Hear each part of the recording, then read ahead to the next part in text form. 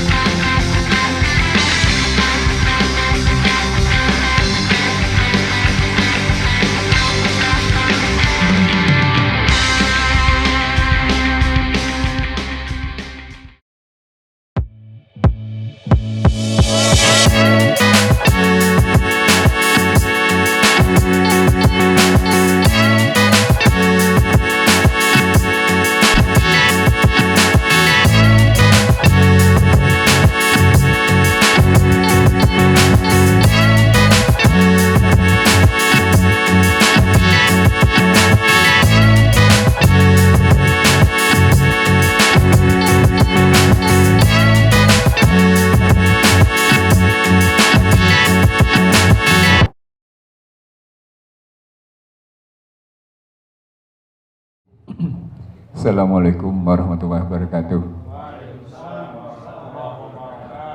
Saya menikmati acara ini dengan baik. Kenapa saya bilang saya menikmati? Karena satu kata kunci, tidak ada satu kekuatan yang bisa melawan Joko Widodo sebagai ketua koalisi partai.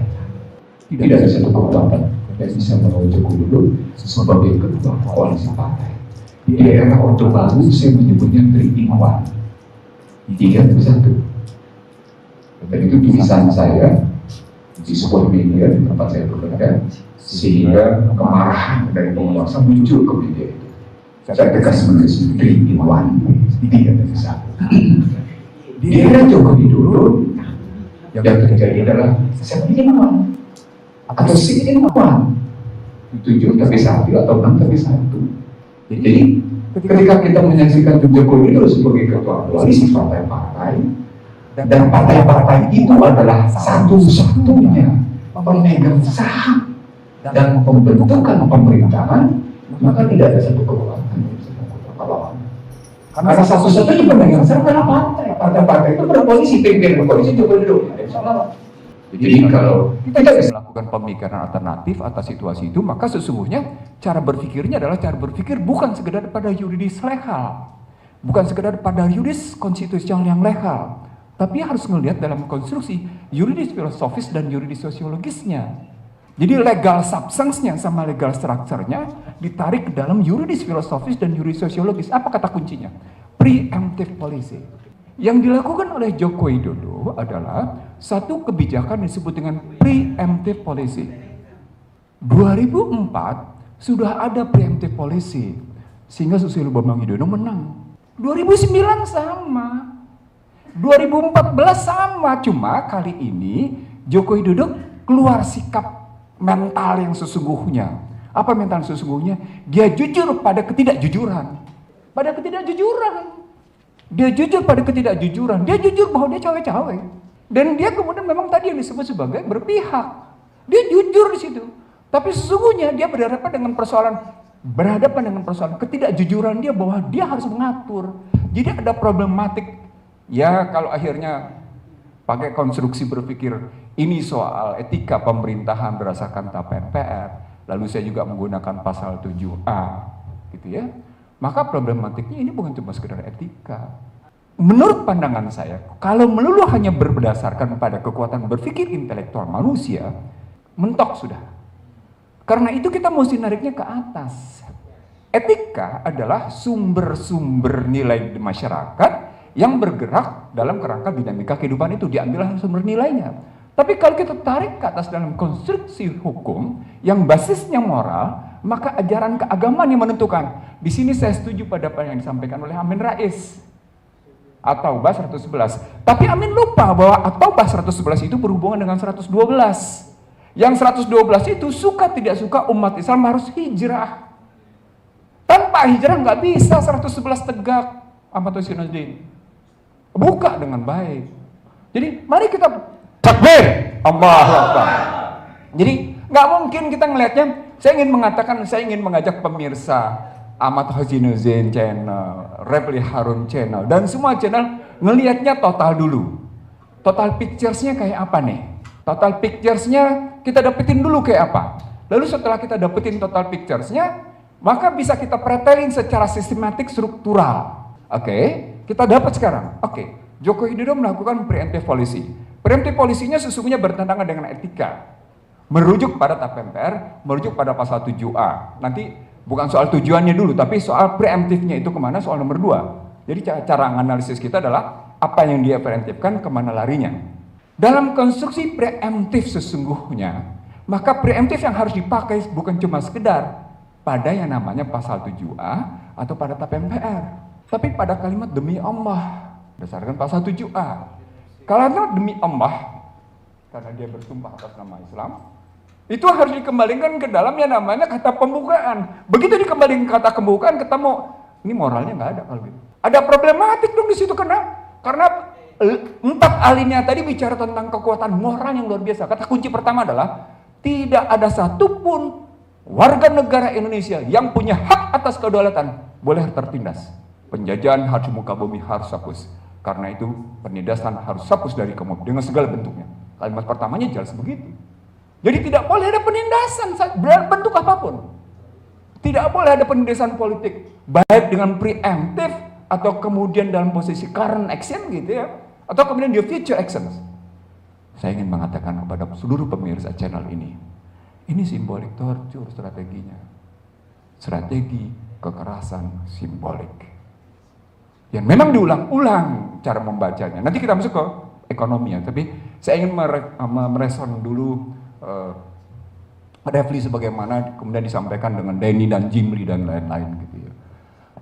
Itu yang pertama. Bagaimana sesungguhnya begitu. Kita nggak usah urai alinea-alinea berikutnya bahwa itu muatan moralnya luar biasa. Hal kedua yang mesti kita lihat dalam konstruksi dia sebagai kepala pemerintahan.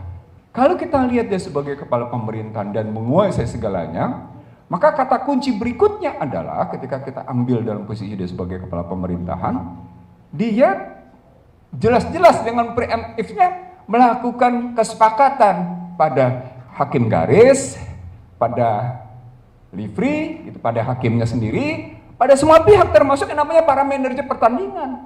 Lo skornya sekian ya. Cuma nanti yang main cuma lo aja, nggak usah bikin 2 putaran deh, lo aja berdua. Dia tidak bicara dengan yang namanya para pemain bola, tapi dia bicara dengan para manajernya, para penguasa bola-bola itu, yang kemudian para pemain bola itu digaji oleh para manajer itu, oleh perusahaan itu, termasuk wasit dibayar semua. Jadi ini problematik bagaimana sesungguhnya dia masuk ke dalam sekali lagi modal preemptif, dia ngatur sedemikian rupa gitu. Nah kalau ngambil modalnya begitu gitu, dan apakah ini sesuatu yang luar biasa? Enggak. Dalam pertandingan sepak bola yang memang kayak gitu, kekuatan-kekuatan judi, kekuatan pemain kayak gitu memang begitu gitu. Benar-benar dalam judinya begitu. Nah, sekarang yang ketiga yang kita lihat, yang saya lihat adalah gitu ya.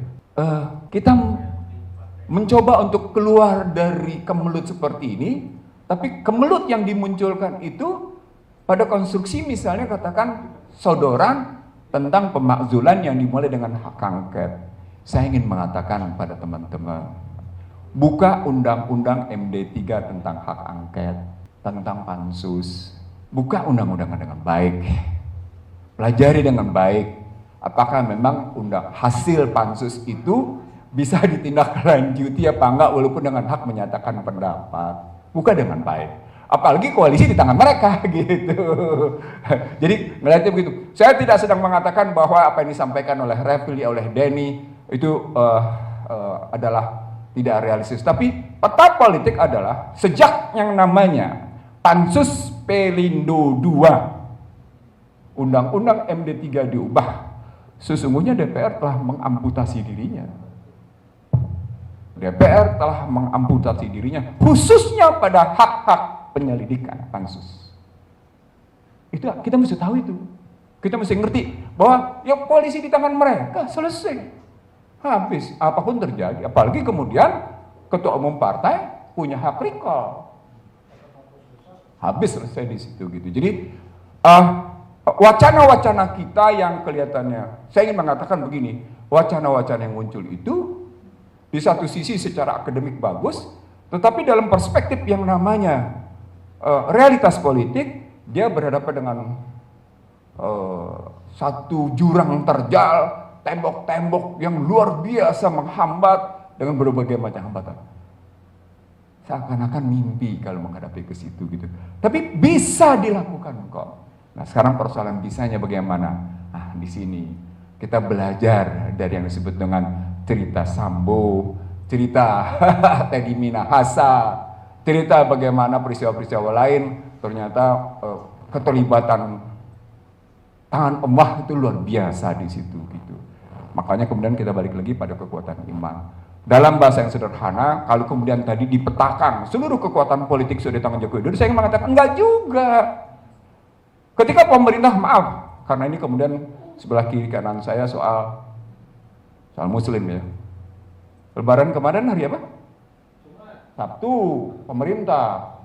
Ada pejabat tinggi yang bikinnya tanggal hari Jumat dan bikin sholat Jumat di rumahnya. Anda nggak tahu kan? Dan itu sikap perlawanan terhadap keputusan pemerintah.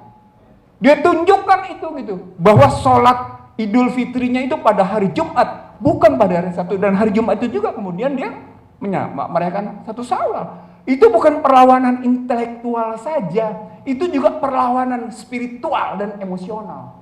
Muncul di situ gitu. Jadi kalau orang bilang semua sudah terkooptasi, enggak.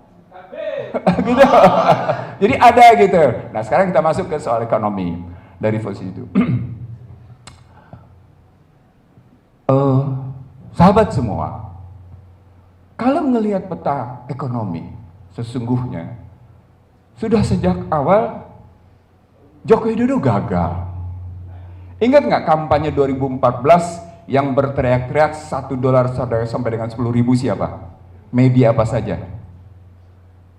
Muncul kekaguman orang pada ekonom-ekonom dari universitas bergengsi di Jawa Tengah sana, di Jogja sana. $1, 10.000 dibenarkan oleh dua media besar habis-habisan. Saya bilang Anda mimpi. Pada saat Joko Widodo dilantik menjadi Presiden RI 20 Oktober 2014, $1 sama dengan 12.401 rupiah. Saya bilang nggak bakal mungkin lebih rendah dari 12.000. Maka saya tuding namanya Alma, saya nggak usah sebut karena menjadi fitnah kubur. Benar, orang yang sudah meninggal salah satunya. Saya bilang nggak mungkin bisa tercapai. Anda adalah ekonom yang menyesatkan, saya bilang dalam sebuah talk show live, gitu ya. Dan saya buktikan tidak. Per hari ini sekarang dolar nilainya 14.875. Artinya dalam perspektif moneter, kita lihat perspektif moneter nilai tukar gagal. Karena kecenderungannya naik begini ngelihatnya. Terus walaupun naiknya dalam bahasa undang-undang tentang Bank Sentral, tentang Bank Indonesia, tugas BI adalah mencapai nilai tukar yang stabil pada harga yang wajar. Kalau terus-menerus dengan naik begitu, harganya stabil tapi nggak wajar dong. Satu, dampak dari posisi nilai tukar kayak gini, dia terkena pada inflasi dan suku bunga. Pada inflasi dan suku bunga, kelihatan perbankan tidak terlampau berpihak kepada publik, hanya berpihak kepada namanya konglomerat. Muncullah kritik dari yang namanya BCA tentang kebijakan suku bunga. Jauh sebelumnya. Dikritik juga sama pihak lain gitu. Begitu juga soal inflasi. Oke, soal moneter selesai. Kita pindahkan sekarang ke fiskal. Dari nilai tukar, dia berpengaruh ke persoalan pendapatan dan ke persoalan belanja. Di persoalan pendapatan per hari ini gitu ya, berdasarkan resmi, saya cuma menghitung berangka-angka yang resmi saja. Dari perpajakan dapat 17-18 triliun, 1.718 triliun. Dari bea cukai dapat 303 triliun. Jadi total pendapatan pajak adalah sekitar 2.000 triliun. Ditambah dengan PNBP dan lain-lain, naik dia, tetapi tetap dengan kekurangan sebesar 598 triliun, atau dibutuhkan pembiayaan 598 triliun itu sama dengan defisit sebesar 2,84% terhadap PDB. Apa indikatornya? Indikatornya adalah belanja yang sementara ini dikuatkan itu tetap tidak menghasilkan perbaikan. Indikator pertama adalah Gini rasio yang tetap 3,84. 3,81, 3,82 sampai 3,84. Gini rasio menyatakan sebuah ketimpangan. Kalau dikembalikan pada sejak awal Joko Widodo berkuasa sampai dengan posisi hari ini, maka prestasi Joko Widodo menurunkan Gini rasio adalah 0,02 sampai dengan 0,03. Jadi bergeraknya cuma di situ, 0,2. Nggak jauh-jauh aja dia pakai posisi begitu. Dan itu kelihatan pada angka kemiskinan. Nah, begitu masuk angka kemiskinan lebih sadis lagi. Karena mereka bilang kemiskinan sekarang 9,57%.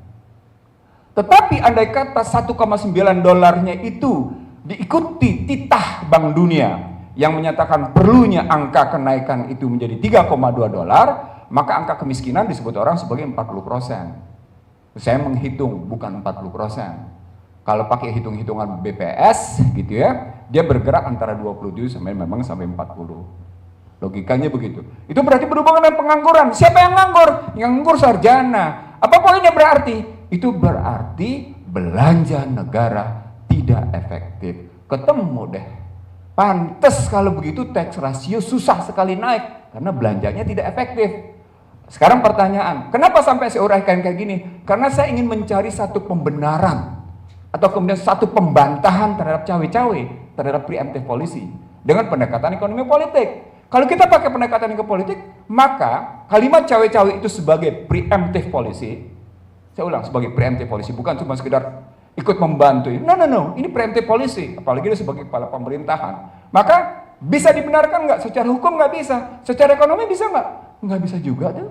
Berarti apa yang disampaikan pada saat dia bilang bulan 6 nanti, bulan 7, bulan 10 nanti, gitu. Bohong semua. Logikanya sederhana. Lihat tax rasionya. Tax rasionya baru dalam konstruksi 2022 sebesar 10,38. Satu. Yang kedua, kemudian bisa kita lihat misalnya dalam konstruksi bagaimana belanja-belanja mereka akhirnya memperkaya orang kaya. Lihat, waktu kemarin krisis yang ada adalah industri PCR dan industri antigen yang untung. Bukan siapa-siapa. Nah, artinya logika cawe-cawe itu, logika terlibatan untuk yang namanya jujur dan adil dalam rangka tadi pakai istilah itu, dalam rangka demi negara dan demi pembangunan, sesungguhnya nggak bisa didapat pembenaran. Jadi deminya itu kan argumentasinya, demi negara dan demi melanjutkan pembangunan, itu kan argumentasinya nggak terpenuhi gitu. Itu dari aspek itu. Sekarang kita lihat lebih lanjut, Bapak Ibu sekalian. Kalau kita ngelihat konstruksinya begitu, secara hukum politik begini, secara ekonomi seperti yang saya sebut sekarang, apa yang bisa kita dapat dari posisi sekarang? Sesungguhnya dari mulai kasus Partai Prima, ya, dari mulai kasus Partai Prima yang mengajukan gugatan tata usaha negara di Pengadilan Negeri Jakarta Pusat, sampai kemudian PK-nya Muldoko, ditambah lagi dengan beberapa peristiwa politik seperti musyawarah rakyat, lalu kemudian terjadi juga pertemuan Nusantara, lalu pertemuan beberapa kali. Poinnya cuma satu, kalau tidak menambah periode, dia memperpanjang. Oke, saya sudah tahu sejak awal PDIP tidak pernah setuju untuk penambahan periode.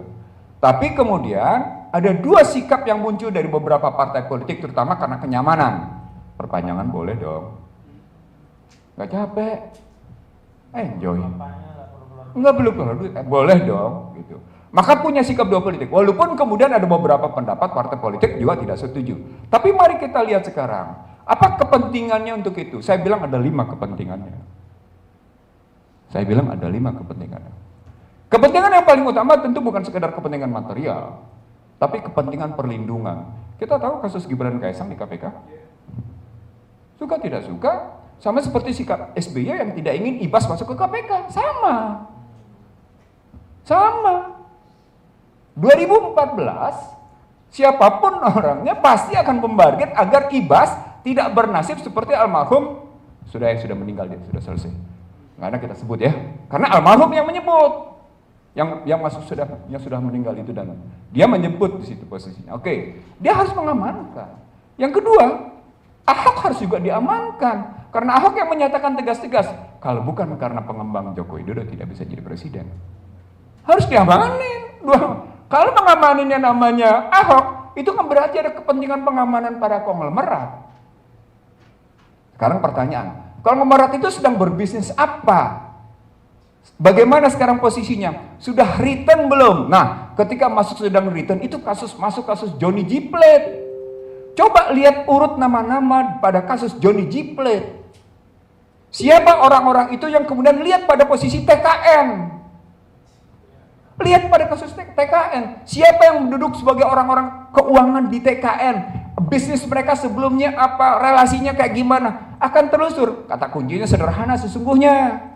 Pada cerita Johnny G. Plate, buka aliran uangnya, PPATK suruh bongkar itu.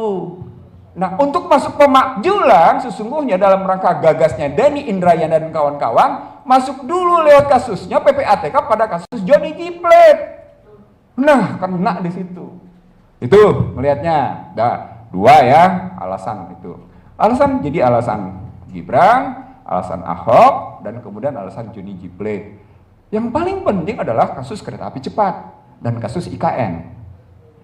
Bapak Ibu sekalian, pada kasus kereta api cepat yang Anda harus tahu adalah pada Juli 2022, tepatnya 25 Juli 2022 di Beijing sudah muncul kesepakatan bahwa yang namanya pemerintah Indonesia akan memberikan jaminan APBN.